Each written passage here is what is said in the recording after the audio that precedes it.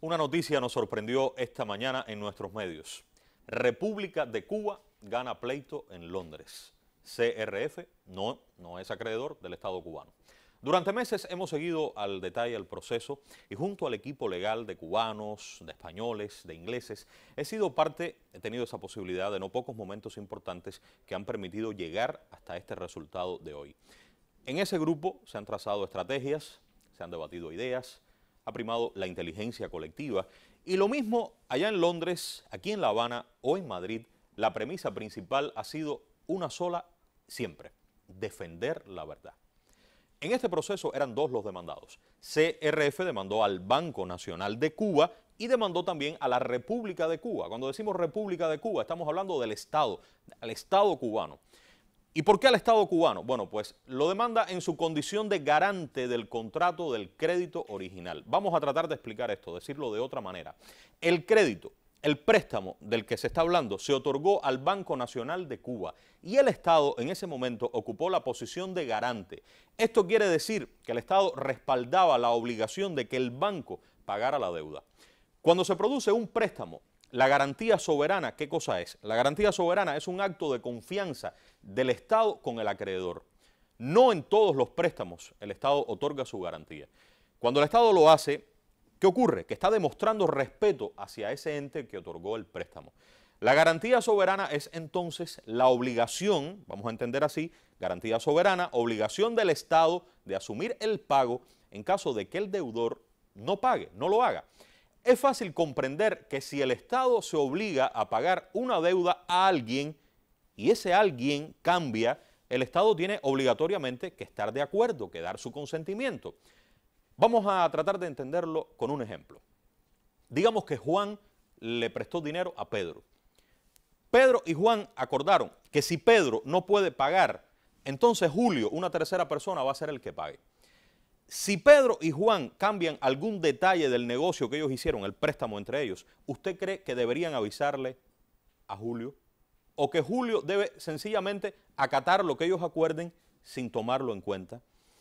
Y si entra en el negocio un extraño que no es ni Juan que prestó el dinero, ni Pedro que lo recibió, y si además ese extraño que viene, que entra, actúa de forma ilegal, soborna, miente, te demanda en un tribunal. Este es un ejemplo sencillo que ilustra lo que ha ocurrido entre personas que podemos ser, por ejemplo, usted, yo. Imagínese en la práctica internacional los derechos que puede tener entonces un Estado soberano si está en este juego. Pues esto es lo que ha pasado aquí. El crédito existió, sí, nadie lo ha negado. Se prestó dinero al Banco Nacional de Cuba y el Estado en su momento otorgó una garantía. Aquí lo que ha ocurrido es que quien nos demanda no es quien prestó ese dinero, ni es su sucesor legítimo. Y para ser tomado en cuenta, para convertirse en el acreedor, el Estado tenía que dar su consentimiento. Es indispensable porque fue otorgada la garantía dada por el Estado. CRF, el demandante, soborna a un funcionario cubano, un funcionario del banco, y este funcionario elaboró un documento que carece de toda validez, con el que pretendían demostrar que Cuba estaba dando su consentimiento para la cesión de la deuda. La sentencia de hoy plantea claramente que el Estado cubano está fuera del pleito. Repito, fuera del pleito. CRF, ¿qué podrá hacer? Bueno, pues podrá continuar con el proceso, pero ya no contra el Estado. Podrá continuar solamente contra el Banco Nacional de Cuba. Y de ser así, corresponderá entonces al banco poner sobre la mesa del tribunal los elementos que demuestren la ilegalidad de las acciones realizadas por esos funcionarios y con ello probar que CRF no es su acreedor. Esto significa, las personas han preguntado en la mañana, ¿significa que hay que continuar? Sí, hay que continuar, es cierto, pero vamos a ser realistas. Escuchen esto, lo que realmente quería el fondo buitre, lo que buscaban los demandantes, eso se les ha caído, se les derrumbó como un castillo de naipes. ¿Por qué se les derrumbó? Porque lo que estaban buscando realmente era una condena al Estado cubano, condenarlo en un tribunal importante de alto prestigio internacional y con esa sentencia condenatoria crear un precedente que sirviera, de acuerdo a las normas de ese país, para que futuras demandas tuvieran igual suerte y se pusiera en juego el patrimonio del Estado cubano. Patrimonio que en una sociedad socialista es patrimonio del pueblo. La gran noticia de hoy es que eso no va a ocurrir. Esa es la realidad.